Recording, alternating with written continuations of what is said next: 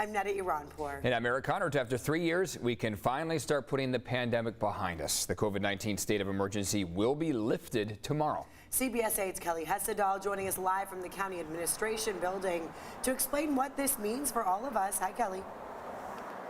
That's right. You know, it has been a very long 3 years, and we can finally say that we've reached the light at the end of the tunnel. Now, even though we haven't really had to deal with a lot of COVID restrictions for quite a while, ending this state of emergency is a big turning point.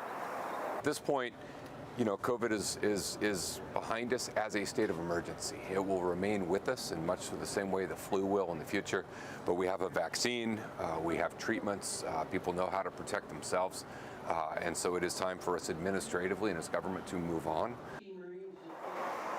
You know, and who can forget those weekly COVID updates with the county? Nathan Fletcher, the former chair of the Board of Supervisors, Dr. Wilma Wooten, all updating us on the latest numbers. So back then, it was a scary time. There were a lot of unknowns, but here we are today. And as you heard Supervisor Fletcher mention, you know, we have a vaccine, we have medication to treat COVID.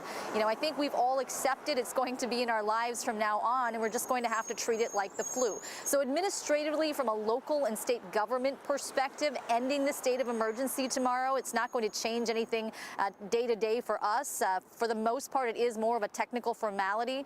We're going to see more variants. People will still get sick. We still have deaths within the most vulnerable community, but we've got to push forward. Now, having said that, doctors want people to remember the lessons we learned from the pandemic.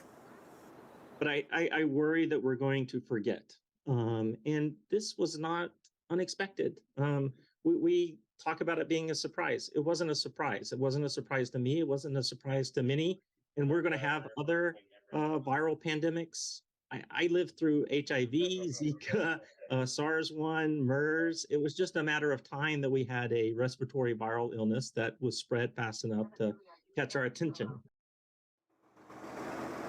And that was Dr. Davey Smith with UC San Diego, who's, you know, we heard a lot from him during the pandemic, and he reminds people you still need to get your vaccines, you still need to get your booster shots. Meanwhile, the county says it's going to continue updating the public on COVID-19 cases on its COVID-19 websites. Kelly Hessedal, CBS 8.